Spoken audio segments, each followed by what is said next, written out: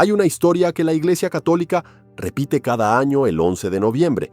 Un soldado romano, un mendigo, un manto partido por la mitad y un sueño que lo cambió todo.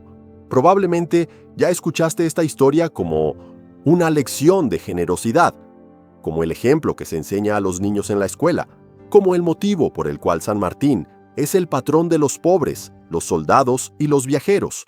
Pero si tomas los registros históricos, la Vita Sancti Martini, escrita por Sulpicio Severo, menos de 20 años después de que Martín murió, vas a encontrar algo mucho más complejo y mucho más perturbador que cualquier versión simplificada. No es solo una historia sobre generosidad. Es una historia sobre lo que ocurre cuando una persona que nació para ser soldado se da cuenta de que fue llamada a hacer algo completamente diferente. Y las decisiones que esa percepción exige. Martín nació alrededor del año 316 después de Cristo en la ciudad de Savaria, en lo que hoy es Hungría. Su padre era un oficial del ejército romano, un tribuno militar, y Martín creció en el ambiente de las bases militares, los traslados entre provincias, la vida ordenada y violenta del ejército del imperio. El sistema romano exigía que los hijos de veteranos siguieran a sus padres en la carrera. Martín fue reclutado para el servicio militar alrededor de los 15 años. Todavía adolescente, ya estaba uniformado.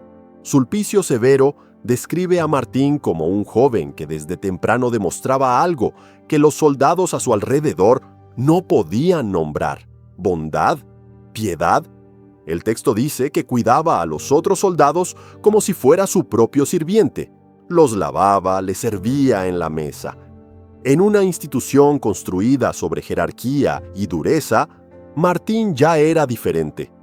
Tenía 18 años cuando ocurrió el episodio que se convertiría en el centro de toda su hagiografía. Era invierno. La ciudad de Amiens, en la Galia, lo que hoy es el norte de Francia. El frío era extremo.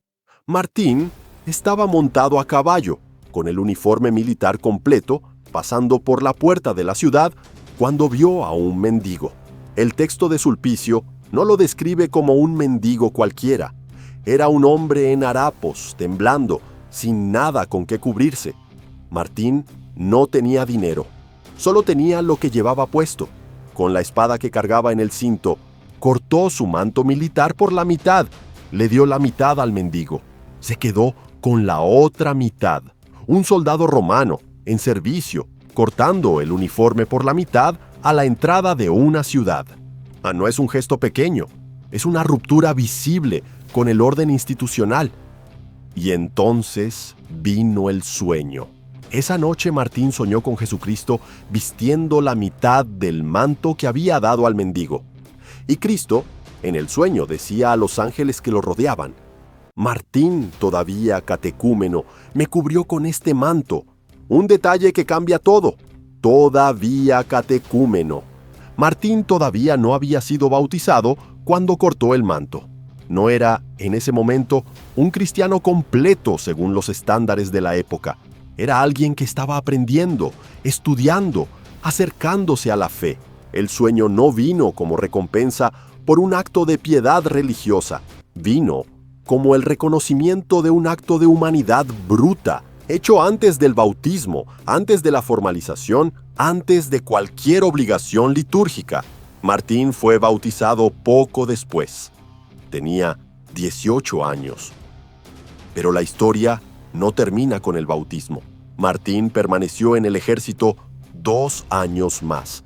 Y entonces llegó el momento que Sulpicio Severo describe con una riqueza de detalle histórico que pocos hagiógrafos logran.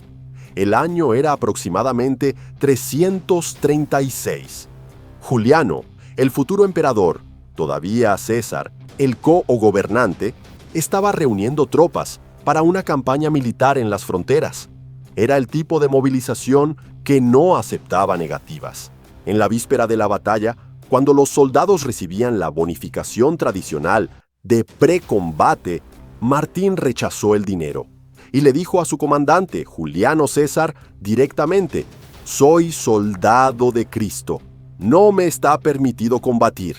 Esa frase, en 336, no era una afirmación espiritual suave, era insubordinación directa, en tiempo de guerra, frente al coemperador. Juliano respondió con la acusación estándar para quien rechazaba el combate: cobardía. Y entonces, Martín hizo algo que Sulpicio Severo registra con admiración apenas disimulada. Le respondió al emperador: si esa actitud es cobardía y no devoción, me colocaré mañana desarmado frente a las líneas enemigas. Se ofreció a lanzarse entre los dos ejércitos, sin armas, para demostrar que no era miedo. La batalla nunca ocurrió. Las negociaciones de paz avanzaron esa noche y el enfrentamiento fue evitado. Martín fue dado de baja del ejército. ¿Interpretación providencial? ¿Coincidencia histórica? Sulpicio Severo deja la pregunta abierta. El hecho es, Martín salió del ejército sin traicionar su propia convicción y sin morir. Quinta.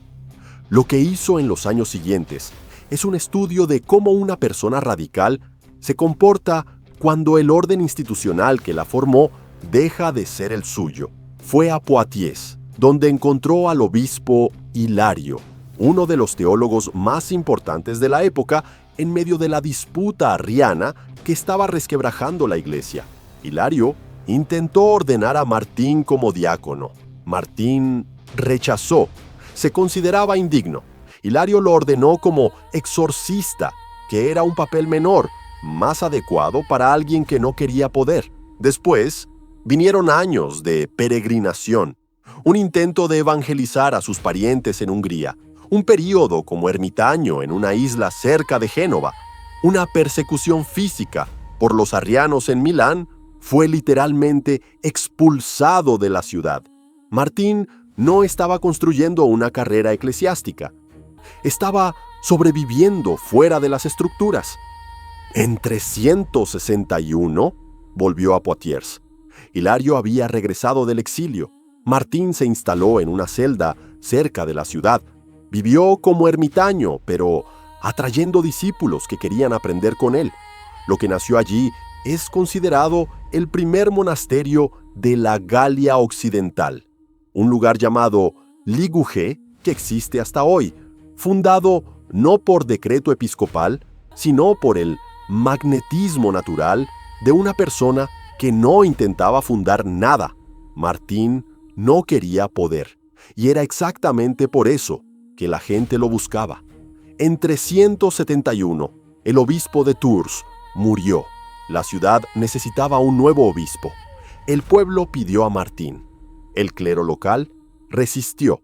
Argumentaron que era demasiado rústico, que su apariencia era inadecuada para un obispo, que su ropa era demasiado simple. Para traer a Martín a Tours, y según la tradición, fue necesario inventar un pretexto. Un hombre fue a buscarlo diciéndole que su esposa estaba enferma y necesitaba su bendición. Martín fue.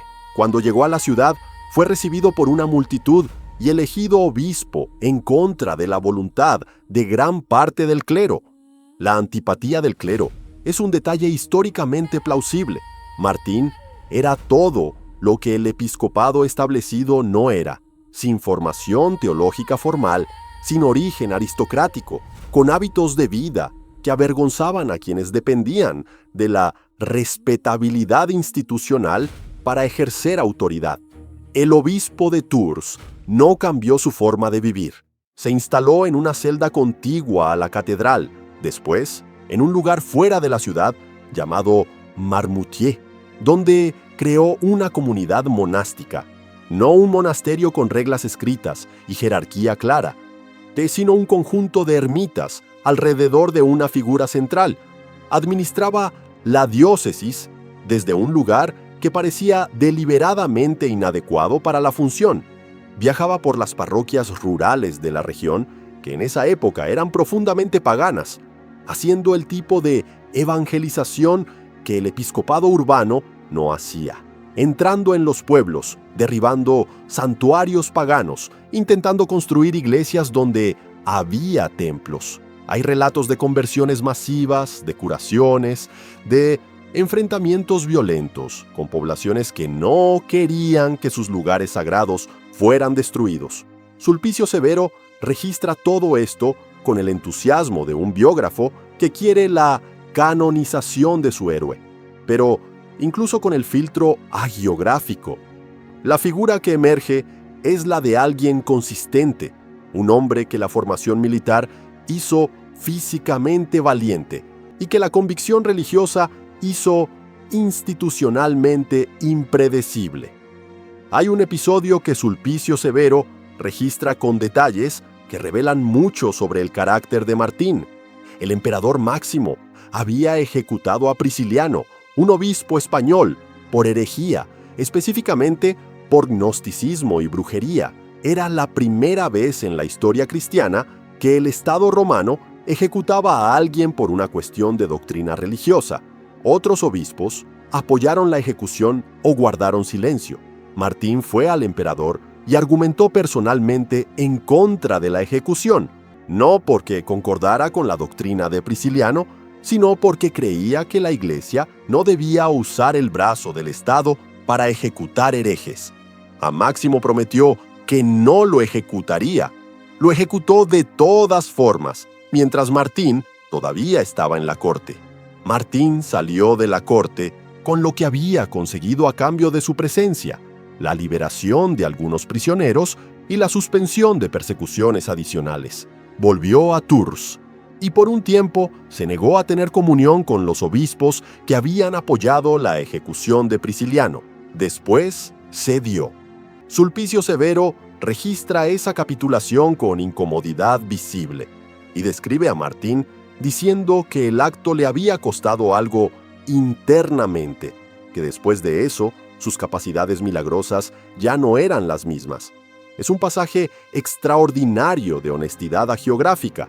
El biógrafo, que claramente venera a su sujeto, registrando el momento en que el sujeto cedió ante una presión institucional y pagó un precio interno por eso.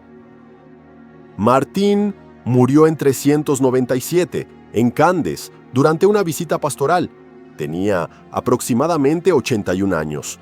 Para la época, una longevidad extraordinaria. Sus discípulos discutieron con la población local por el cuerpo. Tours quería enterrarlo y Candes no quería entregarlo. Según la tradición, el cuerpo fue llevado en barca por el río Loira de regreso a Tours, y las orillas del río florecieron en el trayecto, a pesar de ser noviembre. De ahí viene la expresión veranillo de San Martín, los días cálidos que a veces aparecen en noviembre en el hemisferio norte, una coincidencia meteorológica que la geografía absorbió y convirtió en señal. La canonización de Martín no esperó ningún proceso formal. Ese proceso todavía no existía. Fue reconocido como santo por aclamación popular, prácticamente inmediata después de su muerte. El culto a San Martín se extendió por la Galia, la península ibérica, Bretaña, Irlanda. Fue uno de los primeros santos occidentales cuya vida fue documentada por un autor contemporáneo que lo conocía personalmente. Sulpicio Severo lo visitó, conversó con él, lo observó. La Vita Santi Martini no es un texto escrito siglos después, es casi periodismo hagiográfico. Eso hace a Martín históricamente inusual. Un santo cuyo registro biográfico tiene algún anclaje documental real, aunque con todas las capas de milagro y exageración que el género hagiográfico inevitablemente añade. ¿Qué dice la historia de Martín que va más allá de la lección de generosidad para niños? Dice que hay personas que son formadas por una institución para servir a un propósito: el ejército, la iglesia, el Estado, a la empresa, y que en algún momento se dan cuenta de que su formación las preparó para algo diferente de lo que la institución pretendía. El ejército romano formó a Martín en valentía física, disciplina, indiferencia a las incomodidades. Todas esas virtudes las usó, pero al servicio de algo que el ejército no habría aprobado. La Iglesia Episcopal lo eligió obispo, pero él siguió viviendo como ermitaño, viajando como misionero rural, enfrentando emperadores, negándose a comulgar con obispos que consideraba moralmente comprometidos.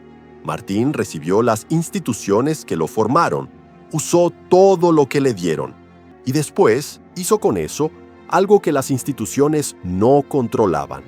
El manto no es solo un gesto de generosidad, es la imagen de alguien que estaba dispuesto a dañar el símbolo de su pertenencia institucional para actuar según lo que veía como necesario. Un soldado romano que corta su propio uniforme por la mitad a la puerta de una ciudad frente a testigos es alguien que está declarando públicamente que la institución ya no es el criterio final de sus acciones. No es que estuviera en contra del ejército, es que había algo que valoraba más. Y el sueño que vino después confirma la lectura más desconcertante. Cristo no se le apareció a Martín después de que se convirtió en obispo. No se le apareció después de una gran victoria misionera. No se le apareció después de haber enfrentado al emperador. Se le apareció después del manto, antes del bautismo. Cuando Martín era todavía un catecúmeno de 18 años, que había cortado lo único que tenía para darle a alguien que estaba temblando de frío. La lección no es que la generosidad produce visiones, es que a veces el acto que define una vida ocurre antes de que la persona tenga vocabulario para nombrar lo que está haciendo. Martín no sabía que estaba inaugurando una hagiografía cuando cortó el manto. Solo sabía que había un hombre con frío y que él tenía un manto.